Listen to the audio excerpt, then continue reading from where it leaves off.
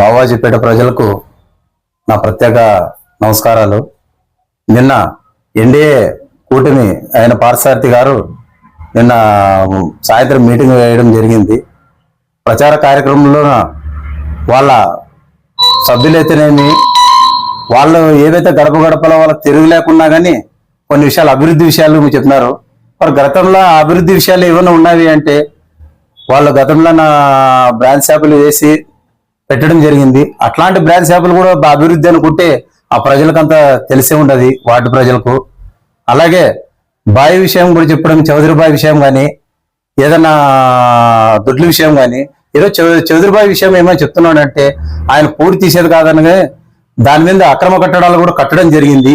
మా సాయి ప్రసాద్ రెడ్డి గారు వచ్చిన తర్వాత ఆ బ్రాంతి షాపును తొలగించడం కానీ ఈ బావి మీద నుండి అక్రమ కట్టడాలు కానీ తొలగించిన పగలగొట్టిన మున్సిపల్ ద్వారా పగలగొట్టడం వల్ల ప్రజలంతా నిలబడి చూసినారు. అప్పుడే వాళ్ళ అభివృద్ధి ఎంత జరిగిందనేది ఈరోజు జగమెరుగున సత్యమే అవుతున్నది. మరి ఆ కూటమికి కూడా వాళ్ళకి అవగాహన అనేది లేదు. వార్డుకి అనేది వాళ్ళు చూడుకోకున్నట్ల గడప గడప ఎట్లయితే మా సాయి ప్రసాద్ రెడ్డి గారు గడప గడప పోయి వాళ్ళ విషయాలన్నీ కనుక్కొని ఎంత క్లిష్టమైన పరిస్థితులు ఉన్నా ఈరోజు రోడ్లు డ్రైనేజీలు వేయడం జరిగింది. ఈరోజు మీరు అభివృద్ధి అనేది చూపిస్తే తప్పకుండా మేము వచ్చి చూపిస్తాము. మరి మీరు ఏ రకంగా మీరు వాళ్ళ మాటలు స్క్రిప్ట్లు రాసి చదివి వినిపిస్తున్నారో మాకంటే అర్థం కాలేదు. మీరు తప్పకుండా వస్తే మా బావాజీపేటకు వస్తే మీకు ప్రత్యేకంగా చూపిస్తామని ఈ మీడియా ముఖంగా కానీ వార్డు ప్రజల దృష్టికి నేను తీసుకోవాలని మా సమక్షంలో ఈరోజు చెప్పడం జరుగుతున్నది. నా పేరు సురేష్, 2వ వార్డు కౌన్సిలర్. 2వ వార్డు బావాజీపేటకు సంబంధించిన ప్రజలందరికీ నా యొక్క హృదయపూర్వక నమస్కారాలు. నిన్నటి రోజు కూటమి అభ్యర్థి డాక్టర్ పార్థసారథి గారు ఇక్కడ వచ్చి సమావేశం ఏర్పాటు చేయడం జరిగింది. అందులో భాగంగా కొంతమంది అభివృద్ధి జరగలేదని విమర్శించినారు. ఈరోజు అభివృద్ధి అంటే దాదాపు ఇది ఒక్క వార్డులోనే 17.5 కోట్లు సంక్షేమ పథకాల ద్వారా ప్రజలకు నేరుగా డబ్బులు అందడం జరిగింది.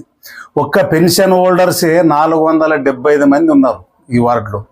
అదేవిధంగా నిన్న ఎవరైతే స్టేజ్ మీద విమర్శించినారో అదే వాళ్ళ ఇంటికి పోయి గౌరవ శాసనసభ్యులు సాయి ప్రసాద్ రెడ్డి గారు కొన్ని పథకాలను తర్వాత టిడ్కోకు సంబంధించిన హౌస్ పత్రాలు కూడా నేరుగా పార్టీలు చూడకుండగా, కులాలు చూడకుండగా, మతాలు చూడకుండగా వాళ్ళ ఇంటికే పోయి నేరుగా ఇచ్చిన చరిత్ర మన వై సాయి ప్రసాద్ రెడ్డి గారికి ఉంది. ఈరోజు సామాజిక న్యాయం గురించి కూడా మాట్లాడినారు కొంతమంది. ఈరోజు గతంలోన కురువ సామాజిక వర్గానికి చెందిన కె సరోజమ్మ ఎంకన్నపేటకు చెందిన ఆమెకు మున్సిపల్ చైర్మన్ పదవి ఇవ్వడము సాయి ప్రసాద్ రెడ్డి గారికే దక్కింది.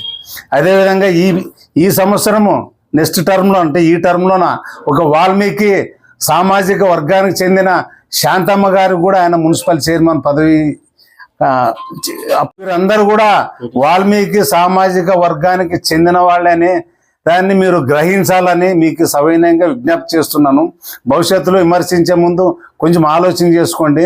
అదేవిధంగా సురేష్ కూడా అక్కడ టెలికాం నగర్లో అయితేనేమో టెలిఫోన్లు, కరెంటు స్తంభాలు, డ్రైనేజీలు చాలా డోర్ టు డోర్ తిరిగి ఆయన ఒక మున్సిపల్ వర్కర్ మాదిరి ఈరోజు సురేష్ వార్డులో తిరిగి పనులు చేపిస్తున్నాడు.